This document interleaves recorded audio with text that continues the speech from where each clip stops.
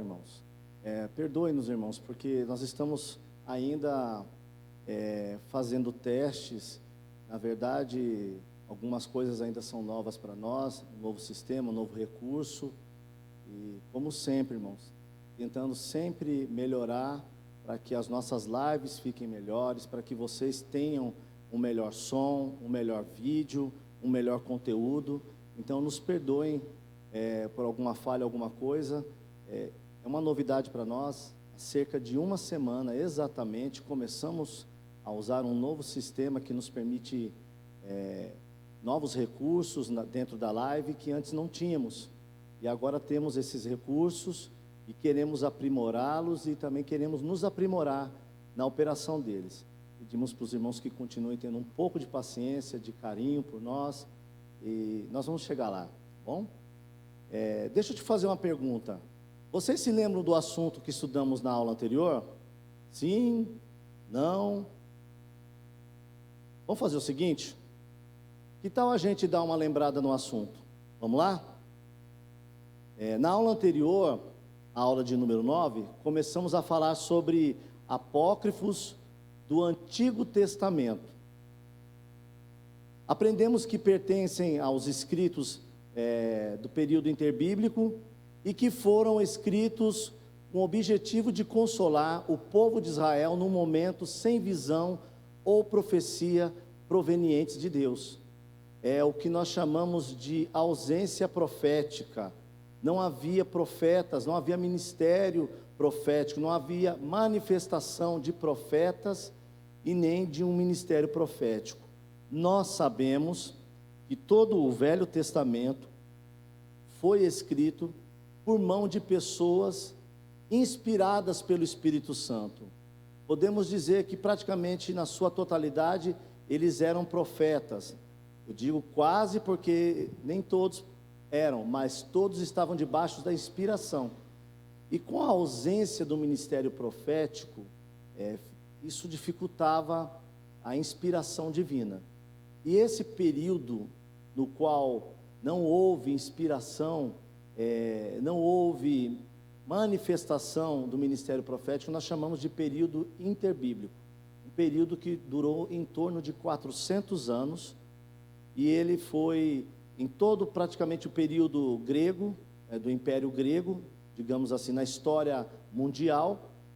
E tanto é que ele não é citado dentro da Bíblia, e sim em livros apócrifos, livros não inspirados. E é um período extenso, 400 anos onde Deus não falou com o seu povo. E portanto os escritos que surgiram nesse período são escritos que nós consideramos apócrifos, aqueles que a sua autoridade, a sua autoria é duvidosa, e o seu conteúdo por vezes se encontra em contradição com outros textos bíblicos, e no caso do próprio Velho Testamento. E também as doutrinas que nós podemos encontrar no Velho Testamento entram em desacordo com a doutrina, os ensinamentos desses livros. Bom, no caso, os apócrifos do Antigo Testamento, eles têm 9 gêneros literários. Nós podemos chamar de pseudo-histórico, apocalíptico, agádico, lendário, histórico, didático, profético, religioso e romance. Na aula anterior, semana passada, nós vimos algumas tabelas onde todos esses gêneros são elencados, e os livros que pertencem a essas tabelas, a esses estilos literários, perdão. Vimos que, segundo uma pesquisa, os apócrifos chegam a 280 livros diferentes. Uma grande parte desses textos é encontrado apenas em fragmentos. Existe também uma outra pesquisa que diz que chegam a 300 até. Mas como vocês viram, parte desse acervo é achado fragmentado, ou seja, pedaços. Muitos desses escritos são antigos, datam de séculos ou até milênios, irmãos. Então, por isso, são encontrados dessa forma, fragmentados devido à deterioração advinda do tempo, tá bom? Falamos também que alguns desses livros, no caso 14, são considerados apócrifos, tanto por católicos quanto por protestantes. Por exemplo, o livro do Jubileu, terceiro livro de Esdras, terceiro livro de Macabeus, Ascensão de Isaías, são exemplos desses livros. São 14, mas aqui eu citei alguns só para você saber. Esses livros são os livros que tanto os protestantes quanto os católicos rejeitam. Também existem aqueles que somente os cristãos protestantes consideram apócrifos, mas que os católicos os reconhecem por livros inspirados, por exemplo, Tobias, Judite, primeiro e segundo Macabeus, Sabedoria de Salomão, Eclesiásticos e Baruque, e os acréscimos no livro de Esté e de Daniel, Oração de Azarias, Susana, Bel e o Dragão. Esses são os acréscimos, né? 3 desses acréscimos estão, aliás, 4 deles estão dentro, perdão, 3 mesmo, porque é Bel e o Dragão, é um conto onde é falado sobre os dois. São um acréscimo em Esté e 3 acréscimos no livro de Daniel, tá bom? Falamos também sobre os motivos pelos quais os católicos justificam a utilização e a adição desses livros ao seu cânon bíblico. Vimos que eles usam, por exemplo, a pessoa de Agostinho de Hipona e sua apreciação por esses livros, a autoridade da Igreja Católica como prerrogativa para chancelar os livros apócrifos, o Concílio de Trento, feito em 18 de abril de 1546, e a ideia que chamamos de canonicidade por tabela. Aqui eu elenquei para vocês alguns dos motivos ou dos argumentos apresentados pelos estudiosos católicos para que eles colocassem esses livros dentro do cânon bíblico. Nós divergimos deles e eles divergem de nós acerca desses livros. E esses livros entraram, então, no cânon bíblico, o sagrado dos católicos, mas não está no nosso cânon. Feita uma pesquisa, e aqui eu não quero me aprofundar muito sobre isso aqui, até idos de 1600, também os cristãos protestantes utilizavam-se desses livros. Depois foram retirados esses livros, de fato, depois de conversas, depois de convenções, preferiu-se retirar esses livros, porque viram que de fato eles não eram livros inspirados, ok? E apesar também de ter sido decidido em 1546, ou seja, no Concílio de Trento, que esses livros eles eram canônicos, ou como eles dizem, deuterocanônicos, significa segundo canônicos, ou canonizados depois, não é? Uma ideia mais ou menos assim. Só lá pelos idos de 1590 é que eles entraram. Tem uma diferença aí de quase 50 anos para que fosse impressa e colocado de fato na Bíblia Católica esses livros que nós consideramos apócrifos e que eles consideram deuterocanônicos. Bom, então nós vimos aqui algumas coisas, elencamos algumas coisas acerca do que nós vimos na aula passada. É claro, irmãos, isso aqui é somente uma revisão, eu estou passando aqui rapidamente. Acredito, a nossa ideia hoje é avançar mais, mas eu acho que não vai ser possível avançar do jeito que eu gostaria. Lembrando a vocês a minha fala da aula passada, nós temos um curso de teologia, onde nós estamos nos dedicando, nos aplicando a ele, porém, irmãos, nós temos um tempo, pela metade do tempo usual, e isso eu quero que vocês entendam que é um carinho, é algo com relação a vocês, porque nós sabemos, irmãos, que num dia de domingo, é difícil para as irmãs, para alguns irmãos também, estarem conosco durante todo esse período de 3 horas, seria excelente, seria muito bom que todos falassem amém, e nós pudéssemos estar 3 horas estudando a palavra do Senhor, estudando algo acerca do que Deus manifestou, do que Deus projetou para nós dentro da sua palavra. estudarmos introdução bíblica, estudarmos livros apócrifos e outras matérias, né, e conteúdos. Porém, a gente sabe que não é a nossa realidade, então nós temos que nos adequar a ela, e é assim que queremos. Amém? Agora, irmãos, vamos entrar no conteúdo da aula de hoje, certo? Primeiro, o tema de hoje é Apócrifos do Antigo Testamento, parte 2. Por que parte 2? Porque nós tivemos a parte 1 na aula passada, tá bom? Na aula de hoje, ou seja, na aula 10, terminaremos de falar sobre os escritos apócrifos do Antigo Testamento. Bom, então vamos começar a aula falando sobre por que rejeitamos os apócrifos. Na aula passada, nós terminamos falando da argumentação católica acerca dos apócrifos e por que eles os aceitavam e inseriram eles dentro do cânon bíblico, mesmo que tardiamente, ou seja, posteriormente, depois, mas eles inseriram. Então nós vamos conversar hoje. Eu tenho aqui 4 coisas para elencar para vocês, tá bom, acerca disso. Há várias razões por que nós, protestantes, rejeitamos os apócrifos. Eis algumas delas. Como eu disse, nós vamos elencar aqui algumas, tá? Número 1, porque com o livro de Malaquias, o cânon bíblico havia se encerrado. Para nós, protestantes, encerra-se a questão dos livros inspirados ou da inspiração divina, o ministério profético, com o profeta Malaquias. Ou seja, depois dele não há inspiração.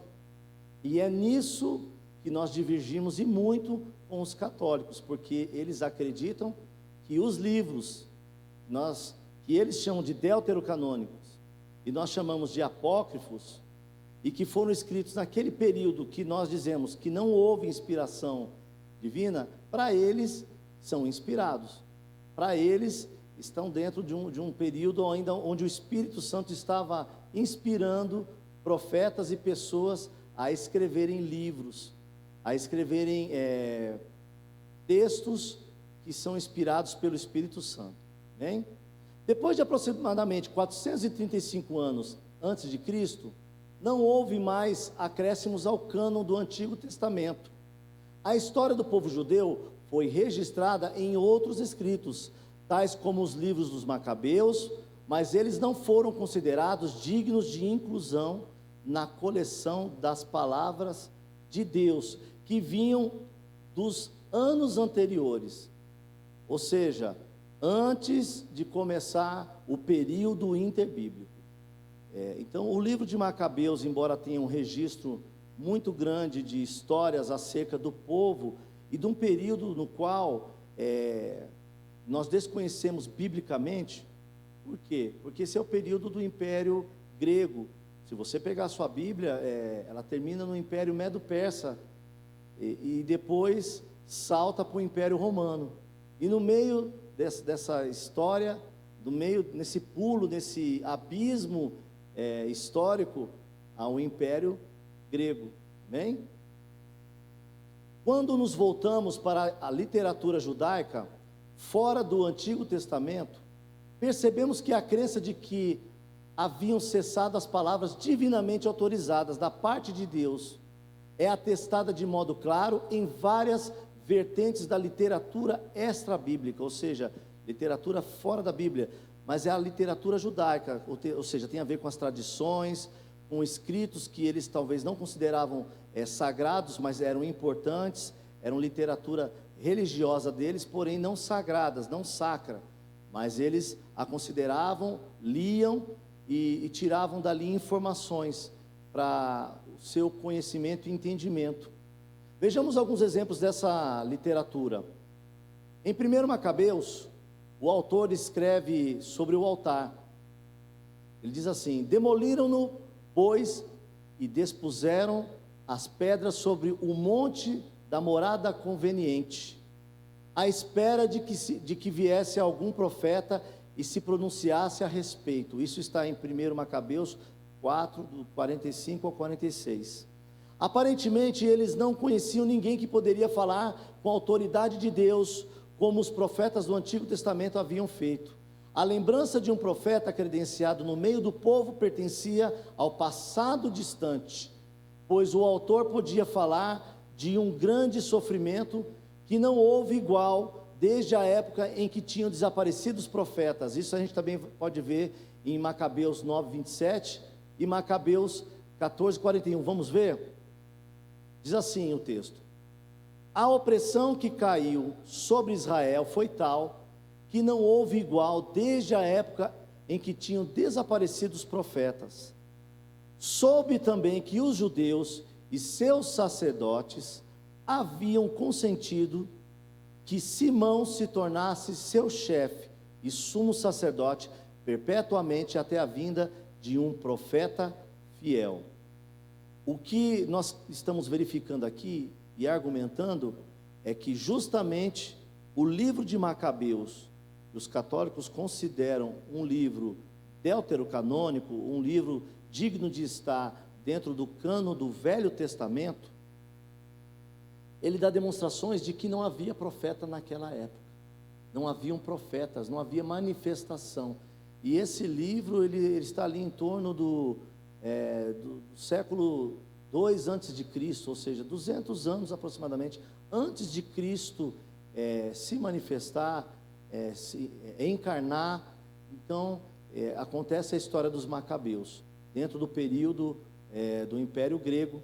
E aqui o próprio livro de Macabeus demonstra que não havia ministério profético por aqueles dias. Então nós concluímos que se não há um ministério profético, com certeza não haveria também inspiração para se escrever, para se elaborar e confeccionar textos, podemos chamar de canônicos ou sagrados, podemos chamar de palavra de Deus. Amém?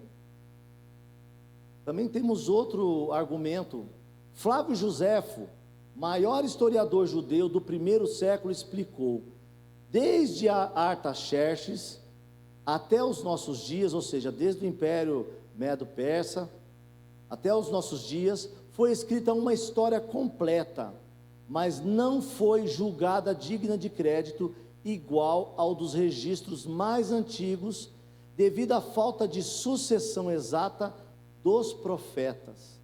Isso se encontra em uma passagem, num escrito dele, contra Apião, mais ou menos no capítulo 1, versículo 41. Essa declaração de Flávio Joséfo demonstra que os escritos apócrifos não eram considerados dignos de igual crédito aos das obras conhecidas por nós como escrituras do Antigo Testamento ou cânon do Velho Testamento, do Antigo Testamento.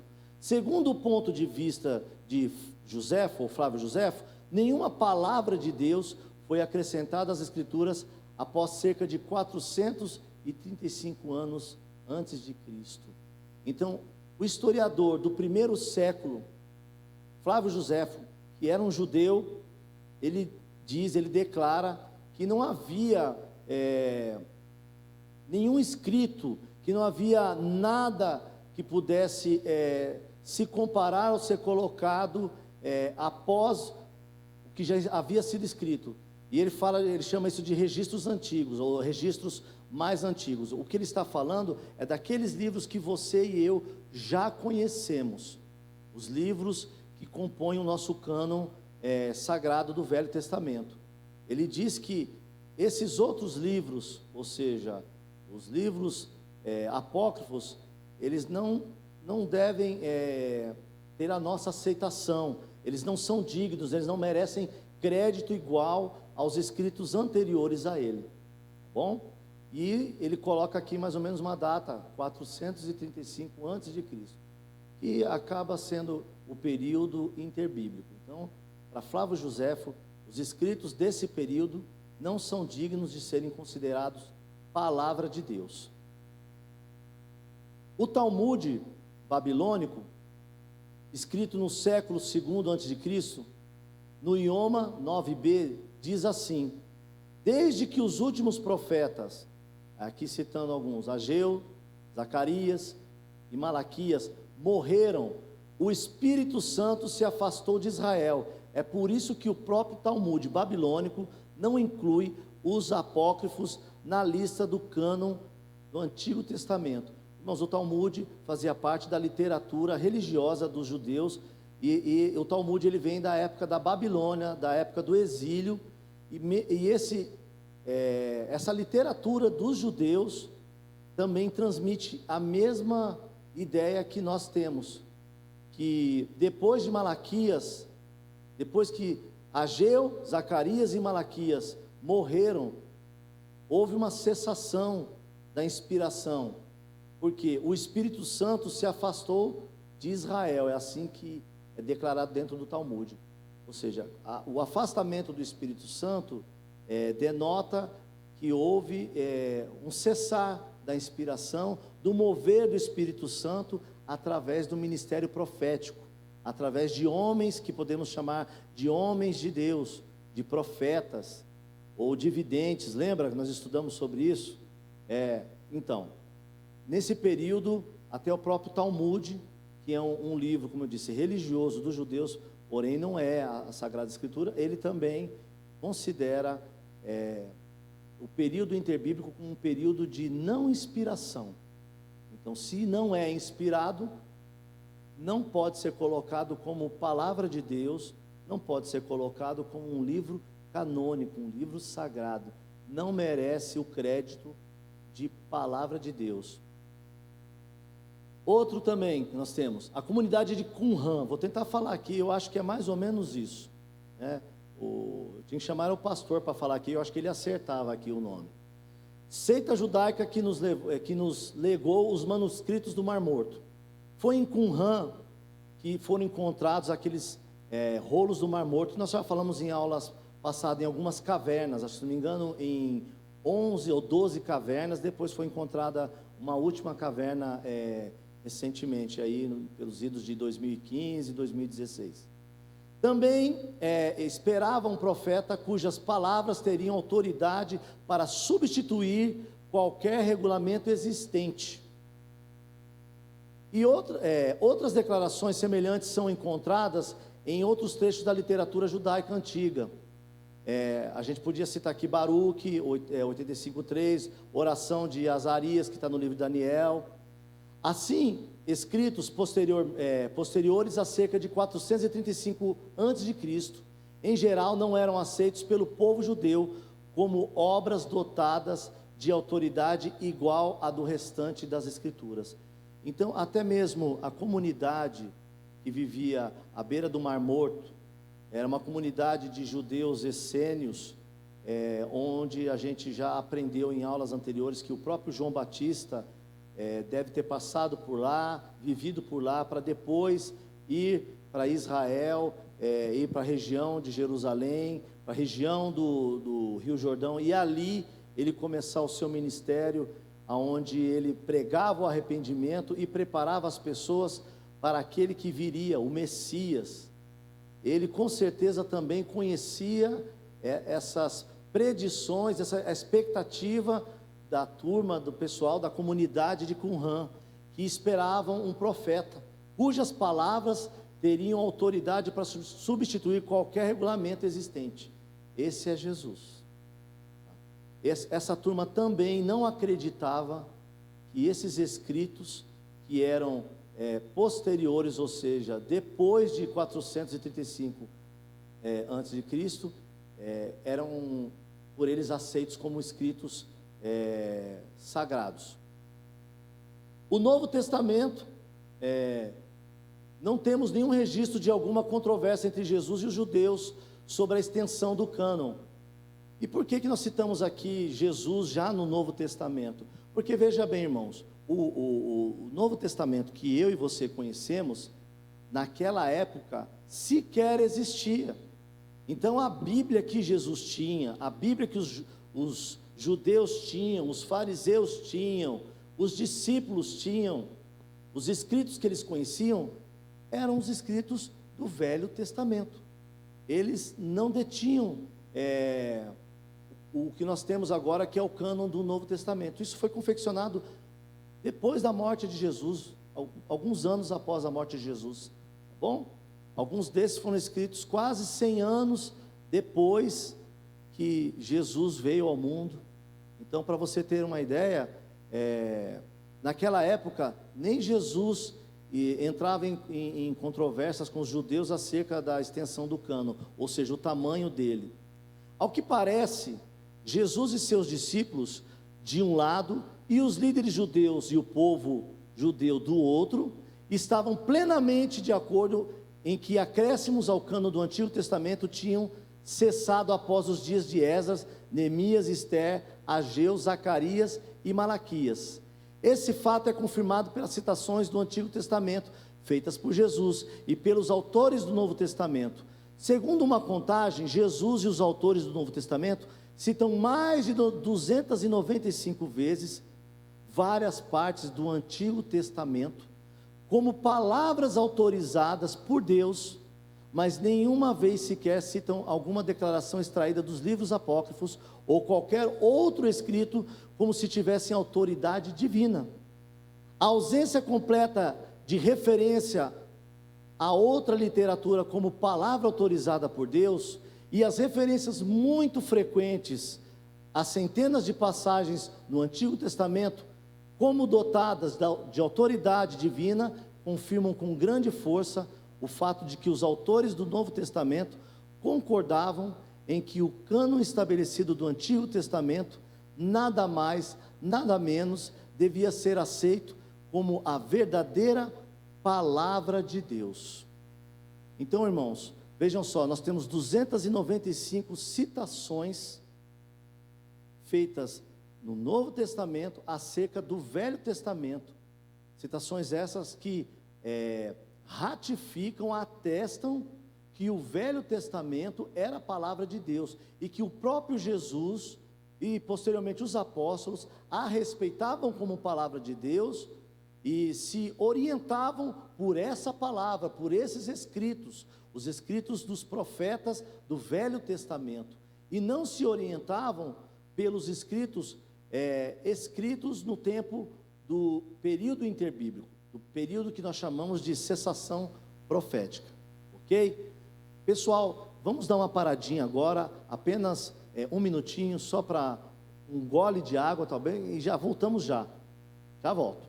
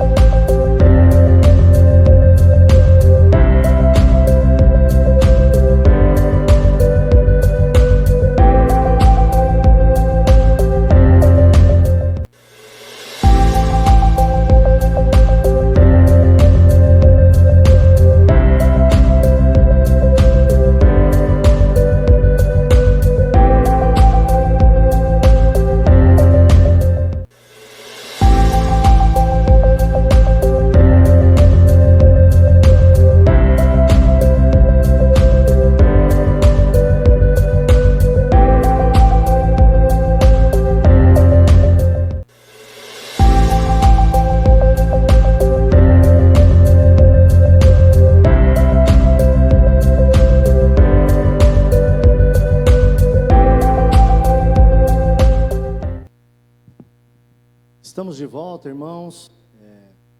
Voltamos aqui agora, bebemos um golinho de água e ao mesmo tempo estamos testando os nossos recursos, estamos aqui operando o nosso sistema para que a gente possa dominá-lo cada vez melhor, para operá-lo cada vez melhor, para que a nossa transmissão, as nossas aulas, as nossas lives de culto sejam produzidas da melhor forma para você, amém?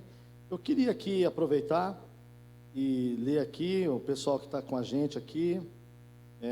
Ana Paula, bom dia.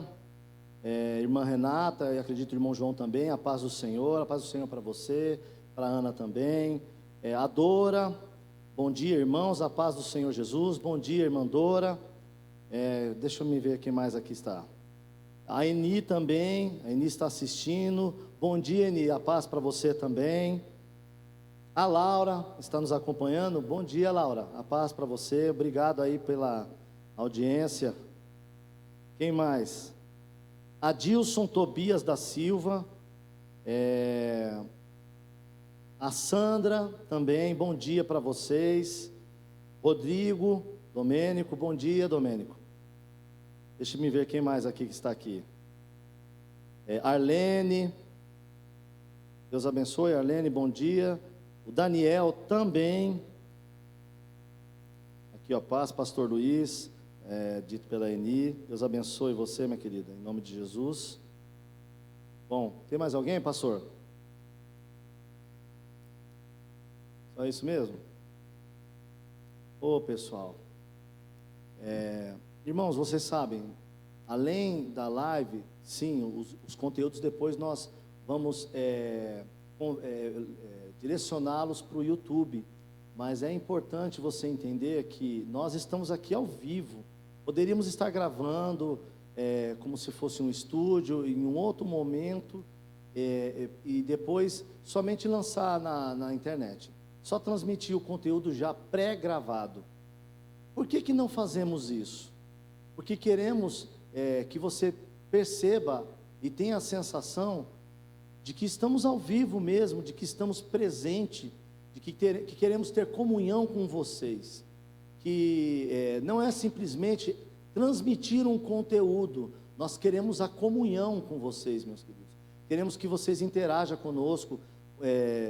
Às vezes eu não posso interagir aqui, estou somente reproduzindo para vocês o conteúdo, mas aqui está a Renata, está o pastor, que pode sim interagir com vocês. A Rosa também está aqui, pode interagir com vocês.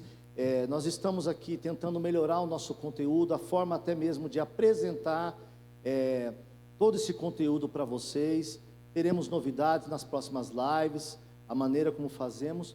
E por quê? Porque amamos vocês, porque sabemos que vocês são filhos de Deus, são nossos irmãos, e porque queremos agradar a Deus, fazemos o melhor de nós para vocês, amém? Bom, pessoal, eu apresentei aqui os argumentos do primeiro motivo, porque rejeitamos os apócrifos, os livros apócrifos, e nesse caso, o primeiro motivo foi o quê? Porque para nós, o cânon bíblico, ele se encerra em Malaquias, com o final do ministério do profeta Malaquias, que tem a ver com a sua morte, ok? E aqui apresentamos algumas razões, como o próprio livro de Macabeus, também apresentamos o Talmud babilônico, apresentamos também argumentos de Flávio Joséfo, que era um judeu cristão, convertido a Jesus, e que ele era do primeiro século depois de Cristo. Então ele foi atrás, existe um livro chamado História dos Hebreus, se você puder adquirir, vai ser uma bênção para você. E esse livro ele foi escrito pelo Flávio Joséfo, esse judeu do primeiro século, que narrou, e ali ele explica muita coisa dos costumes dos primeiros cristãos e dos povos daquela época, da época de Jesus, ou da época posterior, mas muito próxima a Jesus, como é que eles faziam. Dá explicações também acerca do Velho Testamento. Ele traz considerações, que são considerações do povo judeu, como é que eles viam e interpretavam a palavra do Senhor, algumas ideias de textos bíblicos do Velho Testamento. Vale a pena, se você puder adquirir. O nome do livro é a História dos Hebreus. Bom? Falamos também que a comunidade de Qumran também não reconhecia esses livros como canônicos. O Novo Testamento, na pessoa de Jesus e dos apóstolos, também não fez nenhuma citação desses livros. Inclusive, o próprio Novo Testamento cita 200, se não me engano, em 95 vezes, faz 295 citações do Velho Testamento, sem se preocupar com os livros apócrifos. Ok? Segundo motivo pelo qual nós não acreditamos e nós rejeitamos os livros que nós chamamos de livros apócrifos. Porque a inclusão dos apócrifos foi acidental. E aí eu vou explicar para vocês por que ela foi acidental, ok?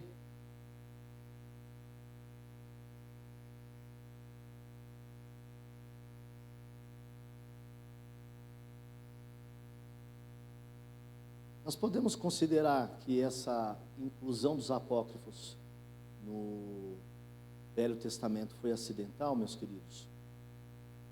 Por um primeiro motivo: a conquista da Palestina por Alexandre o Grande e a divisão do seu reino depois da sua morte.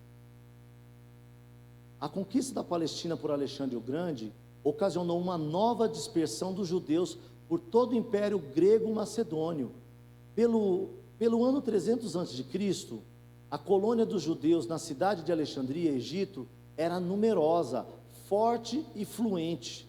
Morrendo Alexandre, seu domínio dividiu-se em 4 reinos, ficando o Egito sob a dinastia dos Ptolomeus. Aqui os Ptolomeus eram, no caso, o título desses reis que se ergueram de um general, no caso de Alexandre. O reino de Alexandre o Grande foi dividido em 4 grandes reinos, por 4 grandes generais próximos a ele. E ao Egito coube a Ptolomeu reinar. E ele teve depois dele, no caso, o Ptolomeu II, né? Que foi chamado de Ptolomeu Filadelfo. Ele era um grande amante das letras e ele se preocupou em enriquecer a famosa biblioteca, que é conhecida como Biblioteca de Alexandria. Diz que havia ali um vasto conhecimento da humanidade, de várias áreas, como engenharia, medicina. Então, havia vários compêndios, havia vários escritos sobre diversos assuntos dentro dessa biblioteca. Era muito grande. E esse Ptolomeu Filadelfo, ele era amante da literatura, ele era alguém culto, que gostava de ler, gostava de aprender. E o pai dele, né, o primeiro Ptolomeu, esse criou a biblioteca, e o filho, ele levou avante o projeto do pai. Ele era um grande entusiasta da literatura, dos livros, do conhecimento, do saber. Com esse objetivo, muitos livros foram traduzidos para o grego. E aí você já sabe, naturalmente as Sagradas Escrituras do povo hebreu foram levadas em conta, apreciando-se também a grande importância que teria a tradução da Bíblia de seus antepassados da Palestina para os judeus cuja língua vernácula, ou a língua que eles falavam, que no caso o que eles falavam no Egito, era o grego. Segundo um relato de Joséfo, novamente Flávio Joséfo, o sumo sacerdote de Jerusalém, Eleazar, enviou a pedido de Ptolomeu Filadelfo uma embaixada de 72 tradutores a Alexandria, com um valioso manuscrito do Velho Testamento, do qual traduziram o Pentateuco. A tradução continuou depois, não se completando senão no ano 150 antes de Cristo. Essa tradução, que se conhece com o nome de Septuaginta, ou versão dos 70, por terem sido 70 em número redondo seus tradutores. Lembra que eu li que era uma embaixada de 72, então arredondando 70. Foi aceita pelo Sinédrio Judaico de Alexandria, mas não havendo tanto zelo ali como na Palestina, e devido às tendências helenistas contemporâneas, os tradutores alexandrinos fizeram adições às alterações, e finalmente 7 dos livros apócrifos foram acrescentados ao texto grego como apêndice do Velho Testamento. Então nós temos aqui então uma outra situação. A primeira é que a conquista de Alexandre o Grande e a divisão do seu reino depois da sua morte, Ptolomeu Filadelfo e a famosa Biblioteca de Alexandria, e depois a Septuaginta, que é a tradução grega do Antigo Testamento, tá ok? E tem mais uma, a convenção também entre os estudiosos bíblicos, e nós já vamos chegar lá, são motivos pelos quais nós podemos dizer que a inclusão dos apócrifos foi acidental. Por que acidental? Não havia se pensado antes em se fazer essa tradução para o grego, foi um pedido do rei. Vieram esses homens, os 72 tradutores, para traduzirem a Bíblia do hebraico para o grego. Essa foi chamada de Septuaginta, essa tradução, por causa dos 72 tradutores. A pedido do Filadelfo, do Ptolomeu Filadelfo, eles vieram até Alexandria. E eu quero aqui também fazer uma paradinha aqui para dizer, existia em todos os lugares onde havia comunidades judaicas, as suas sinagogas, o seu sinédrio, haviam os seus mestres, os rabinos. E o que acontece? O povo que estava na Palestina se comportava de um jeito, e o povo que estava em Alexandria se comportava de outro. E claro, isso tem a ver com a sociedade na qual eles estavam inseridos. É como nós aqui, que somos cristãos, e às vezes uma mesma igreja da mesma denominação, que tem o mesmo estatuto, em bairros diferentes, ela se comporta de maneira diferente, porque as pessoas que estão lá são diferentes, e o contexto onde elas vivem, existem e se relacionam, é um contexto um tanto quanto diferente. Digo isso no aspecto mais micro, não no macro, mas naquele aspecto mais micro, onde os relacionamentos mais próximos, e isso faz com que as coisas sejam diferentes. E no caso, o sinédrio, composto pelos rabinos de Alexandria, eles foram pouco criteriosos com relação às doutrinas, com relação à tradução, ao rigor de se cobrar critérios para que essa tradução fosse feita. Existe um cânon que nós chamamos de cânon alexandrino, e, por exemplo, existe um outro cânon chamado de palestino. E nós dizemos que, por exemplo, Jesus não fazia uso dos apócrifos, porque também ele não se utilizava do cânon alexandrino, mas sim do cânon palestino. Ou seja, houve uma tradução, porque na época de Jesus também se falava grego, e o que eles utilizavam lá era eram os escritos, tradução do grego, porém feita com critérios diferentes dos critérios utilizados da sinagoga, do sinédrio de Alexandria, entende? Como eu disse, lugares diferentes, pessoas diferentes, contextos sociais diferentes, e ali então nós vemos um rigor maior na Palestina do que no caso aqui em Alexandria. E por falta desse rigor, vimos que foram inseridos livros apócrifos, tá? Praticamente, vou chamar assim, por acidente. E aqui eu começo a falar da convenção que há entre os estudiosos bíblicos acerca desse assunto, porque eles acham isso, que não era para ser inserido, não foi algo pensado, programado de fato. Os estudiosos acham que foram unidos à Bíblia por serem guardados juntamente com os rolos de livros canônicos. E quando foram iniciados os códices, isto é, a escrituração da Bíblia inteira em um só volume, eu acho que eu comentei com vocês na aula passada, códice é uma ideia de encadernamento, uma forma de se encadernar, de se juntar as folhas com os escritos. já é uma ideia protótipa do que nós podemos chamar hoje de caderno de brochura, por exemplo. Eles eram unidos por uma base, os códices.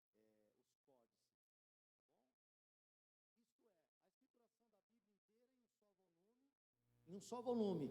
Alguns escribas, copiaram certos rolos apócrifos juntamente com os rolos canônicos. Olha só. Todos esses livros, com exceção de Judite, Eclesiástico, Baruque e 1 Macabeus, estavam escritos em grego.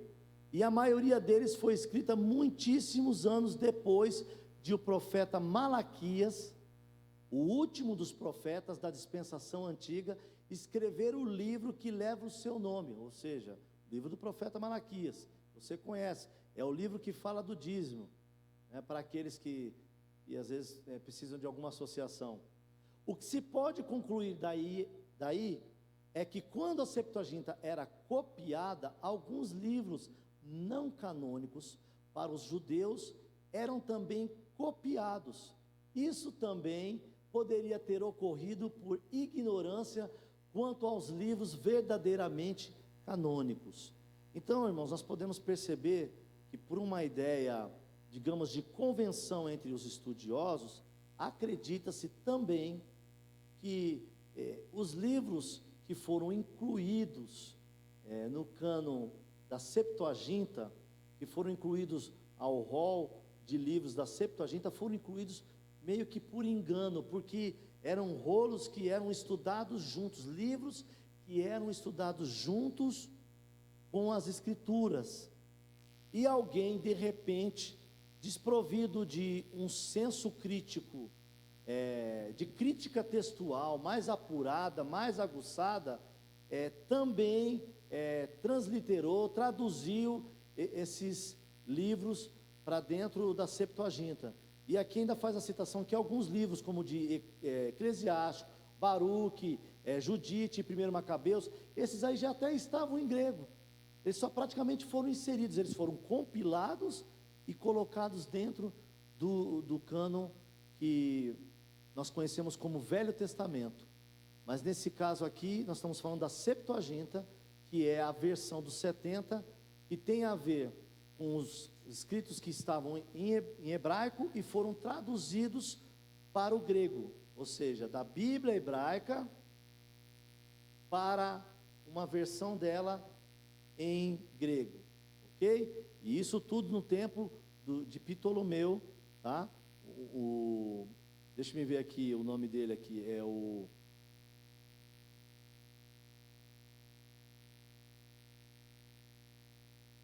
Fugiu aqui, irmãos. Ptolomeu Filadelfo. Desculpe, tá bom? A vista já não é a mesma, né? Pessoas não afeiçoadas ao judaísmo, e aqui vamos continuar falando acerca disso aí, que é uma convenção, né?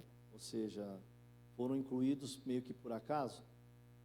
O texto diz assim: pessoas não afeiçoadas ao judaísmo, ou mesmo desinteressadas em distinguir canônicos dos não canônicos, ou seja, os livros, tinham por igual valor todos os livros, fossem eles originalmente recebidos como sagrado pelos judeus ou não. Mesmo aqueles que não tinham os demais livros judaicos como canônico, certamente também copiavam esses livros, não por considerá-los sagrados, mas apenas para serem lidos. Por que não copiar livros tão antigos e interessantes? É uma pergunta a se fazer, né? Por que não copiar livros tão antigos e interessantes? Esses livros, entretanto, têm a importância de refletir o estado do povo judeu e o caráter de sua vida intelectual e religiosa durante as várias épocas que representam, particularmente a do período chamado intertestamentário ou interbíblico, que é entre Malaquias e João Batista, cerca de 400 anos. É talvez por essas razões que os tradutores os juntaram ao texto grego da Bíblia, mas os judeus da Palestina nunca os aceitaram no cânon de seus livros sagrados. Lembra que eu há pouco expliquei que havia um cânon chamado de cânon alexandrino e cânon palestino, e que Jesus com certeza se serviu para seus estudos, para seu crescimento, digamos, teológico, de conhecimento da Bíblia, e não somente ele, todo judeu da época, e que vivia ali pela região da Palestina, eles se utilizavam do cânon palestino, não do cânon alexandrino, que tinha essas inserções desses livros que nós consideramos apócrifos, ok? Então é assim que eles foram inseridos na Septuaginta, os livros apócrifos do Velho Testamento, ok? Então Jesus não citava esses livros porque não fazia parte, talvez, do seu uso diário, e nem do uso dos demais mestres da época, rabinos. Bom, e nós vemos aqui então que possivelmente esses livros foram adicionados e foram traduzidos e colocados juntos, porque até os copistas, as pessoas que copiavam, traduziam, transliteravam de um idioma para o outro, eram os alexandrinos, que eles tinham aquele mesmo espírito de Ptolomeu, de serem entusiastas da literatura. O que há em consenso aqui então entre os estudiosos, um tanto de consenso, é que possivelmente esses copistas, essas pessoas, elas traduziam todos esses livros, todas essas literaturas, mesmo judaicas, e não sendo canônicas, sagradas, porque eles não davam valores diferentes, eles davam um valor igual. Para eles eram todos dignos de tradução e poderiam ser colocados juntos, tá bom? Então, por isso também que esses livros foram inseridos, praticamente por acidente. Então aqui nós falamos, o primeiro motivo foi porque nós rejeitamos os apócrifos, porque para nós o livro do Velho Testamento, o cânon do Velho Testamento, ele se encerra em Malaquias, ok? Primeiro foi isso, e nós apresentamos as razões. Segundo, porque a inclusão dos apócrifos foi acidental, assim vemos, assim entendemos e convencionamos.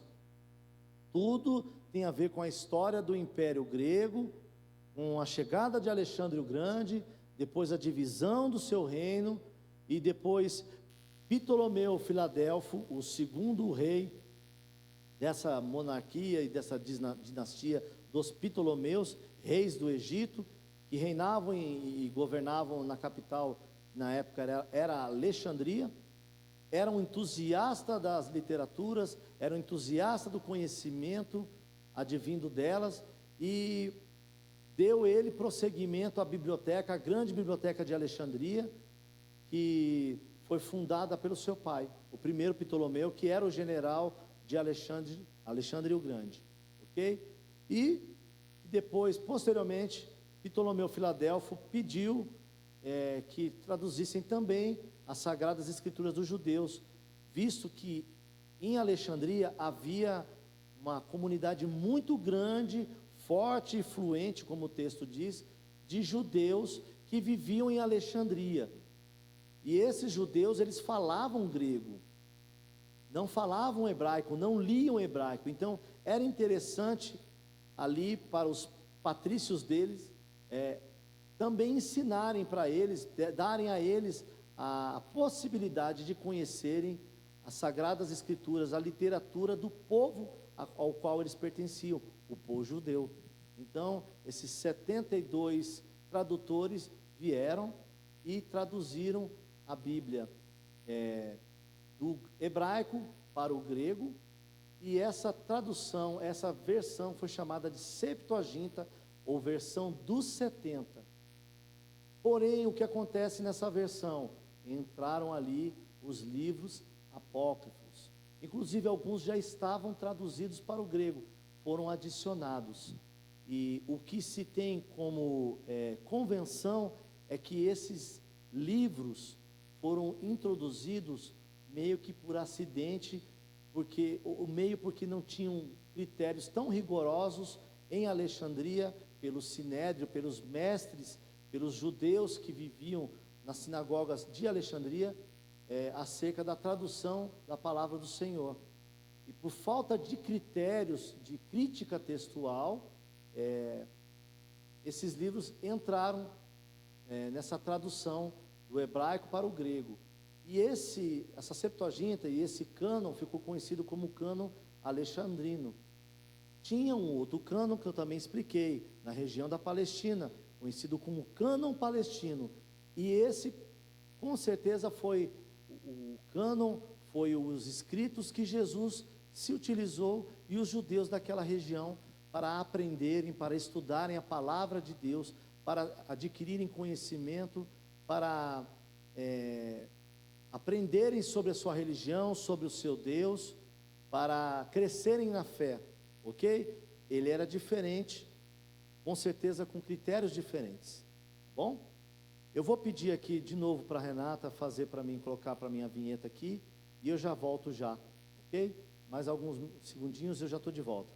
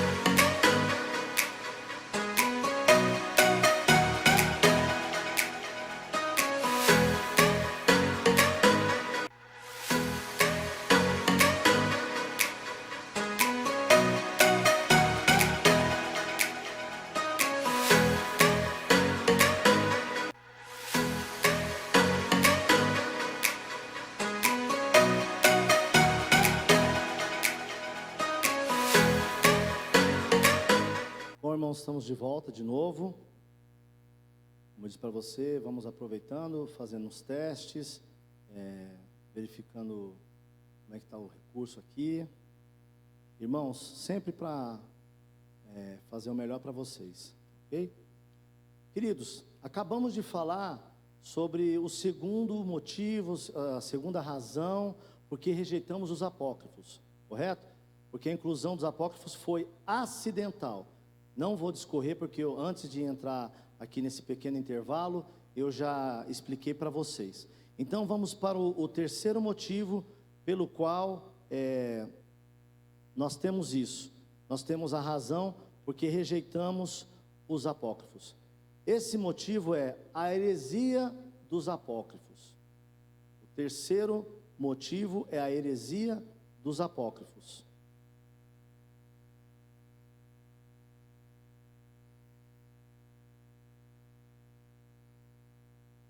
Na verdade, perdão, testemunhas contra os apócrifos. Eu acho que está aí ou não, Renata? Eu coloquei aí ou não? Porque às vezes eu não coloquei. Testemunha contra os apócrifos, coloquei? Ah, que pena. Então, o terceiro motivo, na verdade, é esse. Testemunhas dos apócrifos, contra os apócrifos. E quem são essas testemunhas? Nós temos aqui diversas, aqui nós vamos citar para vocês.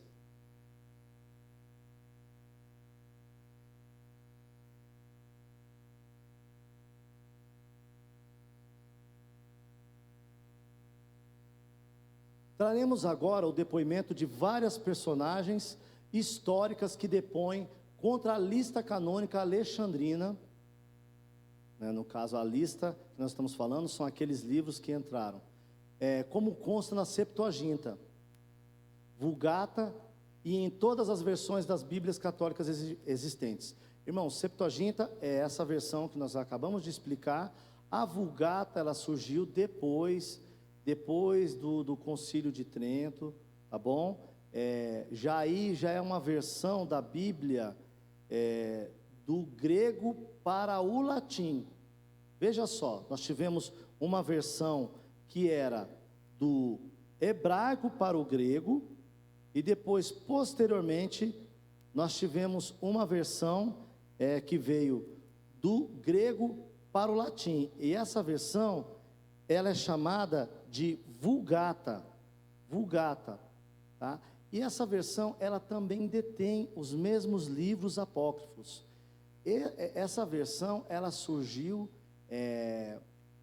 para confrontar a versão protestante, que justamente dizia que esses livros não eram canônicos, livros sagrados. Uma das coisas pelas quais os protestantes, somos nós, mas na época diziam que esses livros não eram canônicos, é porque eles sabiam que, por vezes, eles eram utilizados para justificar as heresias que haviam na Igreja Católica na época, como indulgência, oração aos mortos e outras coisas assim, oração aos santos. Então, esse tipo aos santos mortos, no caso, esse tipo de doutrina, de conhecimento, de doutrina mesmo, que era estabelecido dentro da Igreja Católica, e algumas dessas doutrinas, até inclusive para angariar fundos para a igreja, elas estão dentro desses livros que nós chamamos de apócrifo. Então, se nós, protestantes, na pessoa do Martinho Lutero, rejeitamos as práticas da Igreja Católica, rejeitamos também esses livros, porque eles trazem essas práticas, eles atestam, eles dão autenticidade a essas heresias, eles fazem com que elas sejam aceitas, e eles podem provar, nós fazemos isso porque no livro tal diz isso, ok? Então, esse foi um dos motivos pelo qual essa versão Vulgata surgiu, ela foi feita para justamente fazer frente aos protestantes e aquilo que nós protestávamos, vamos assim dizer, né? Então, a Vulgata, ela surgiu nessa forma. Então, nós temos uma Bíblia que veio do hebraico para o grego, a Septuaginta, versão dos 70, e depois, posteriormente, nós tivemos uma outra Bíblia que foi traduzida do grego para o latim, e essa Bíblia, essa versão, essa tradução é chamada de Vulgata, e ela tem a ver com o período da Reforma Protestante, e ela veio na contramão da Reforma, ela veio para trazer embate, ok?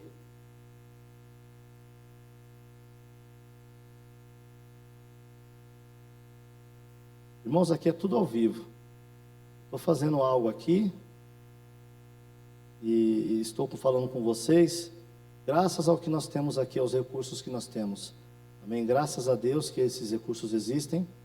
Renata, eu já enviei outro, está como número 2, o mesmo título, número 2, tá bom?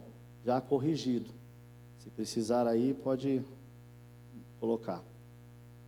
Amém, irmãos? Nós estamos aqui trabalhando para que você receba conhecimento e da melhor forma, da melhor maneira possível. Bom, irmãos, testemunha contra os apócrifos. Nós temos aqui as versões que eu te falei, e em todas as versões das Bíblias católicas existentes, pelo peso da autoridade que representam esses vultos, são provas mais do que suficientes e esmagadoras contra a inclusão dos apócrifos no cânon bíblico. Então, veja só, nós vamos tratar sobre essa questão do cânon alexandrino, vamos tratar da versão Septuaginta, da Vulgata, ok? Que são as Bíblias católicas. Olha só, mais uma vez eu chamo aqui Flávio Joséfo para a conversa aqui. A referência mais antiga ao cânon hebraico é do historiador judeu Flávio Joséfo. Como eu já disse para vocês, ele é um historiador do 1º século. Em Contra Apião, já fizemos a citação disso aí, ele escreve o seguinte: não temos dezenas de milhares de livros em desarmonia e conflitos, mas só 22, contendo o registro de toda a história, os quais, conforme se crê, com justiça são divinos. Depois de se referir aos 5 livros de Moisés, aos 13 livros dos profetas e aos demais escritos, os quais incluem hinos a Deus e conselhos pelos quais os homens podem pautar as suas vidas, ele continua afirmando: desde Artaxerxes, sucessor de Xerxes, até os nossos dias, tudo tem sido registrado, mas não tem sido considerado digno de tanto crédito quanto aquilo que precedeu a esta época, visto que a sucessão dos profetas cessou. Mas a fé que depositamos em nossos próprios escritos é percebida através de nossa conduta, pois apesar de ter se passado tanto tempo, ninguém jamais ousou acrescentar coisa alguma a eles, ou seja, aos escritos, nem tirar deles coisa alguma, nem alterar neles qualquer coisa que seja. Joséfo é suficientemente claro. Como historiador judeu, ele é fonte fidedigna. Era apenas 22 livros do cânon hebraico agrupados nas 3 divisões do cânon massorético.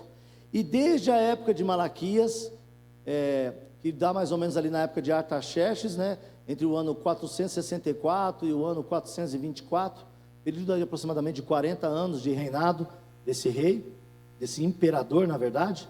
Até sua época nada se lhe havia sido acrescentado.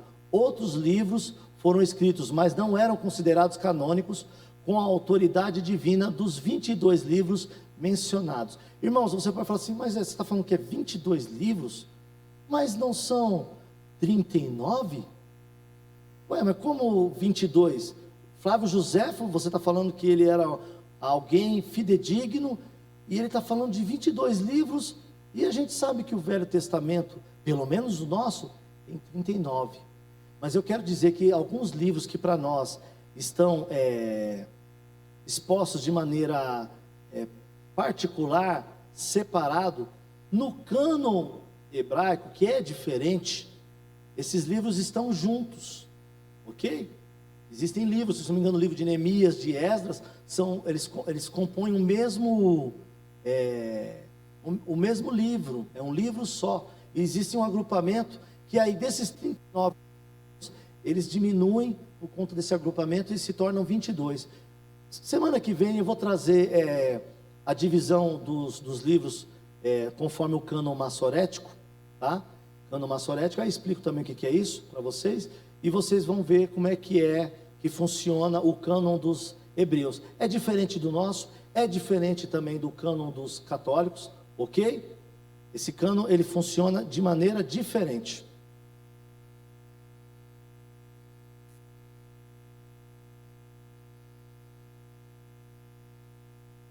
Outra fonte que nós podemos consultar também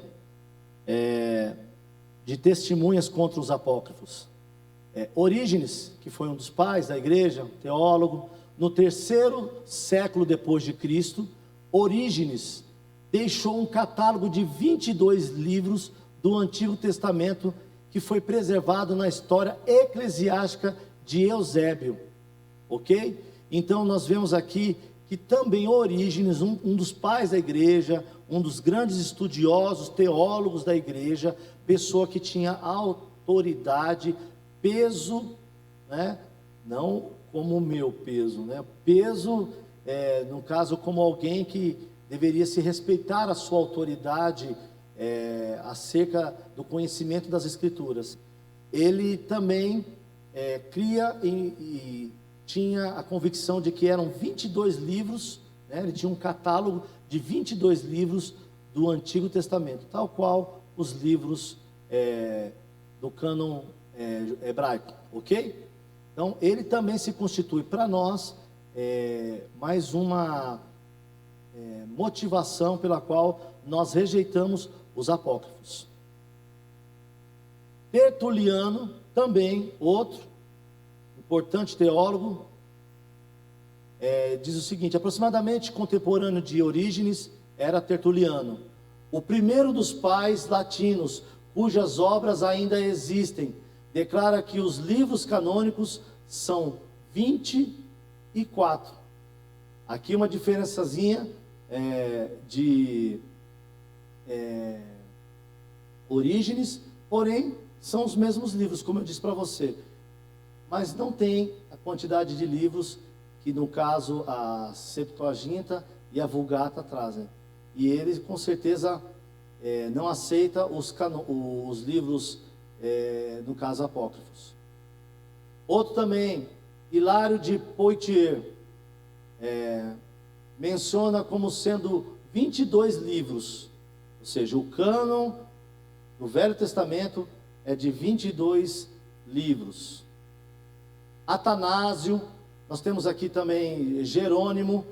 Vou ler aqui Jerônimo para vocês ouvir, porque esse senhor aqui, esse personagem, né, da história da igreja, da história eclesiástica, da história da era cristã, foi uma pessoa importante, porque Jerônimo é ele quem chama pela primeira vez, ou denota a questão dos livros apócrifos. Nós já falamos isso em outra aula, e a questão dos deuterocanônicos também, né? É Jerônimo que chama isso à voga. Jerônimo propugnou no Prólogos Galeatos, a citação pertinente de Prólogos Galeatos é a seguinte: este prólogo, como vanguarda, com capacete das Escrituras, pode ser aplicado a todos os livros que traduzimos do hebraico para o latim, de tal maneira que possamos saber que tudo quanto é separado destes deve ser colocado entre os apócrifos. Portanto, a sabedoria comumente chamada de Salomão, o livro de Jesus, filho de Siraque, e Judite, e Tobias, e o pastor, supõe-se que seja o pastor de Hermas, não é? E nós também citamos já isso aqui, quando começamos a falar dos livros apócrifos. Não fazem parte do cânon. Isso aqui é uma citação de Jerônimo. Descobriu o primeiro livro de Macabeus em hebraico, o segundo foi escrito em grego, conforme testifica a sua própria linguagem.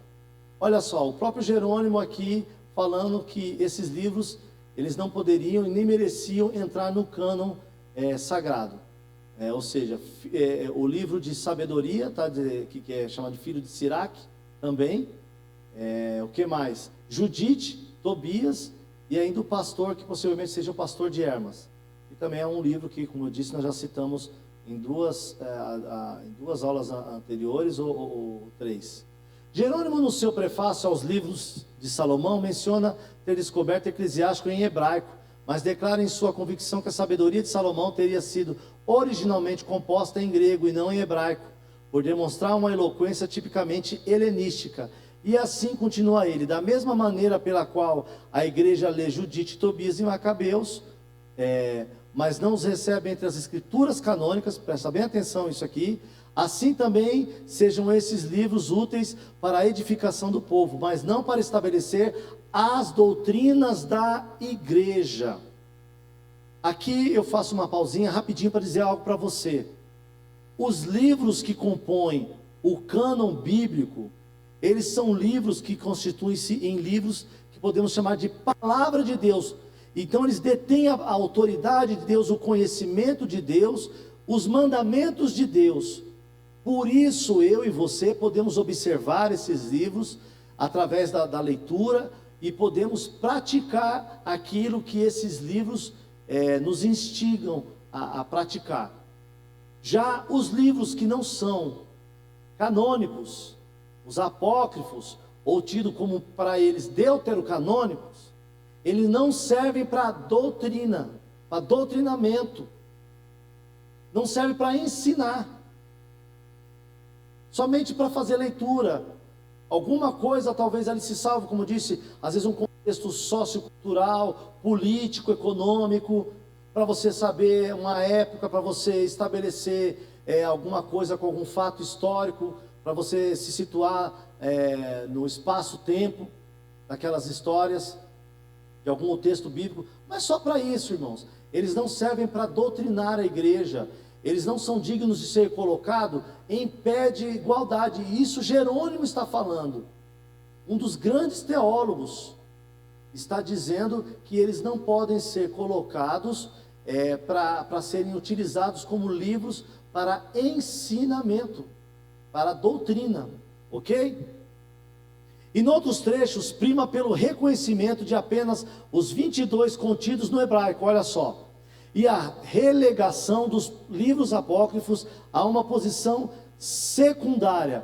Ele coloca esses livros numa posição de importância menor que os canônicos que nós conhecemos do Velho Testamento.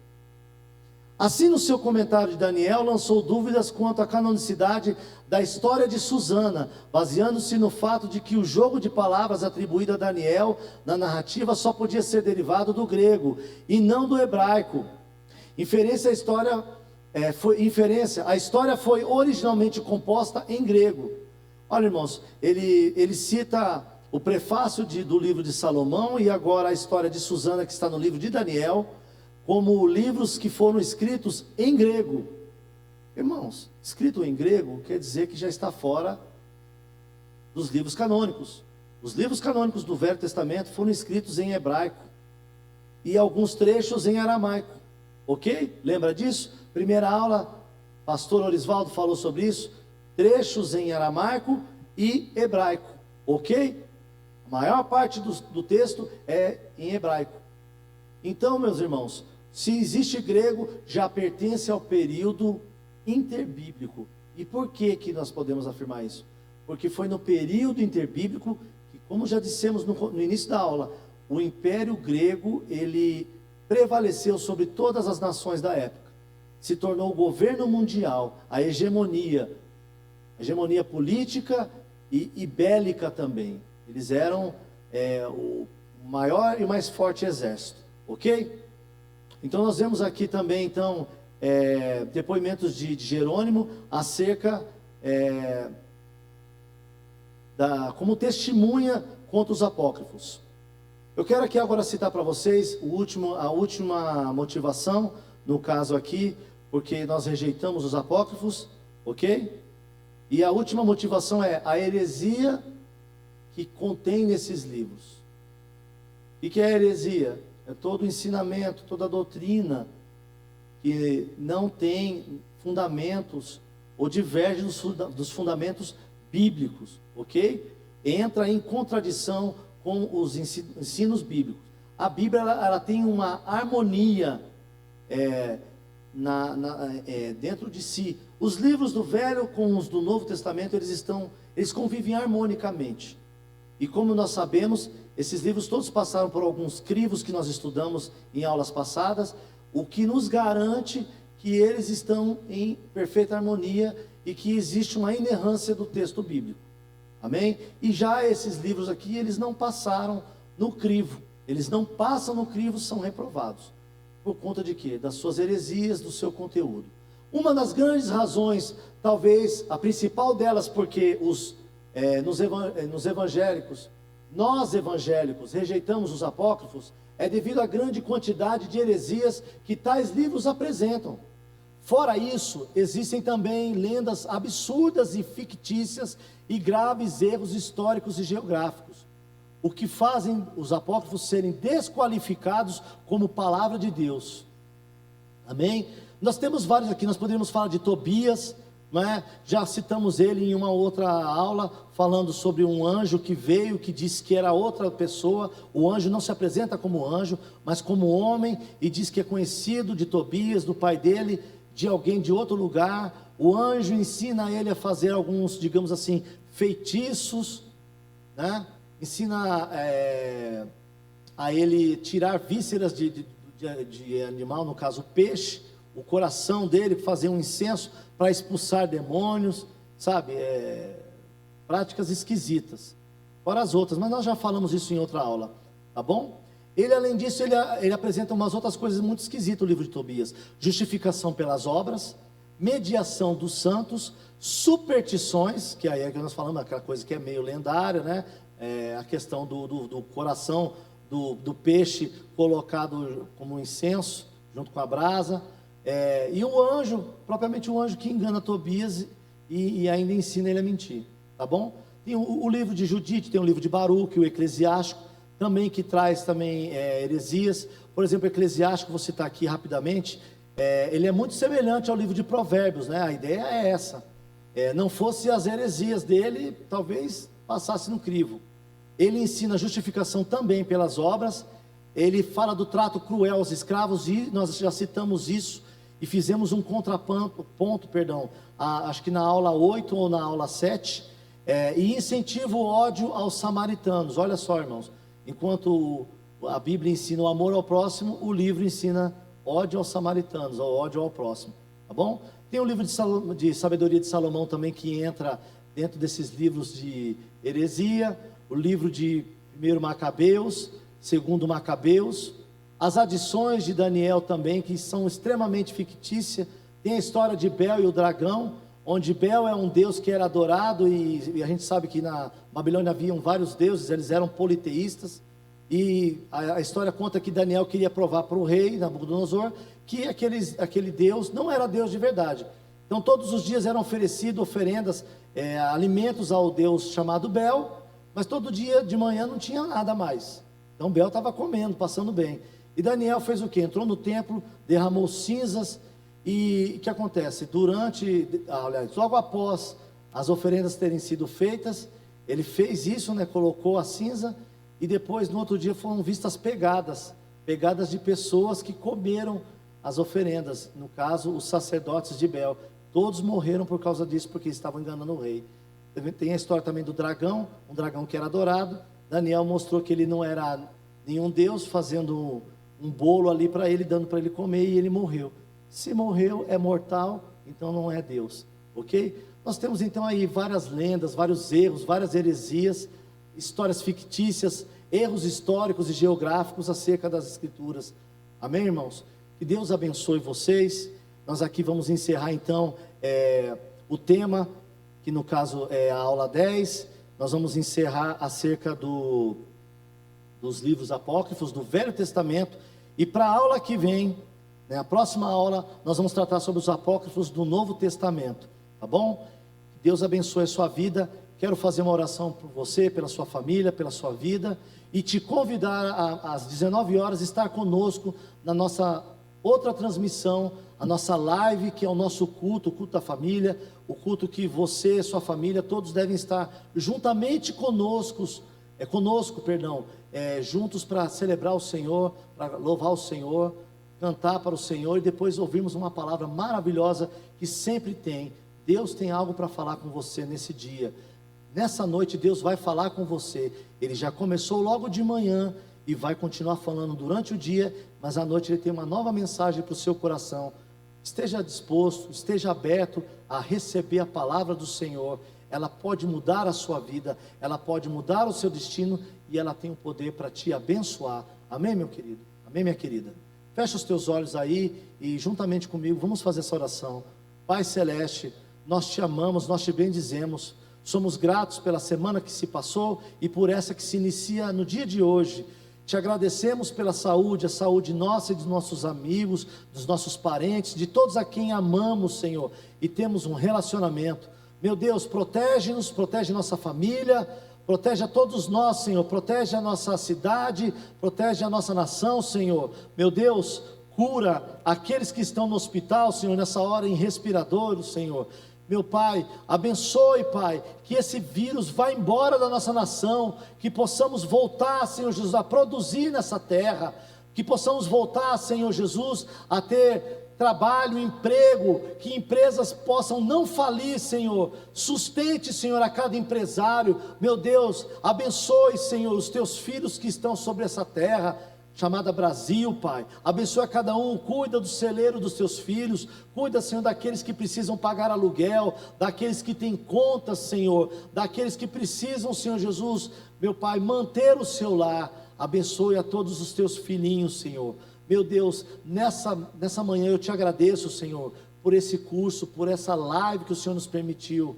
Meu Deus, nos aprimore, nos aperfeiçoe, nos dê talento, nos dê, Senhor Jesus, sabedoria e unção, Pai, para poder, Senhor, desempenhar aquilo pelo qual o Senhor nos chamou. Além de pregar a Tua palavra, Senhor, dominar os recursos, Senhor, para fazer com que a Sua palavra seja espalhada, Senhor. Seja através de uma live, seja através, Senhor, do nosso conhecimento, seja através do nosso amor a Ti. De qualquer forma, queremos espalhar a mensagem do Evangelho, Senhor, e o conhecimento do Senhor e da Sua palavra. Meu Deus, abençoe a tarde, abençoe o almoço dos teus filhinhos, abençoe a cada um dos irmãos, aqueles que estão doentes, Senhor, visita nessa hora, visita os parentes doentes também dos teus filhos. Meu Deus, eu abençoo a cada um dos teus filhinhos, Senhor, e peço que o teu Espírito Santo os incomode, para que às 19 horas eles possam estar em comunhão conosco, e que eles possam vir com alegria, Senhor, celebrar a Ti, Senhor, nessa live que iremos transmitir. Deus, abençoe e guarde o lar dos teus servos, tira, Senhor Jesus, toda intriga, toda contenda, implanta a paz, implanta a bênção, implanta a sua presença em cada lar, em cada família, Senhor Jesus, pertencente à vida plena, Senhor. É o que eu te peço, Senhor, mas eu também agradeço e creio em nome de Jesus. Deus abençoe a sua vida, Deus dê um bom domingo para você, fique com Deus.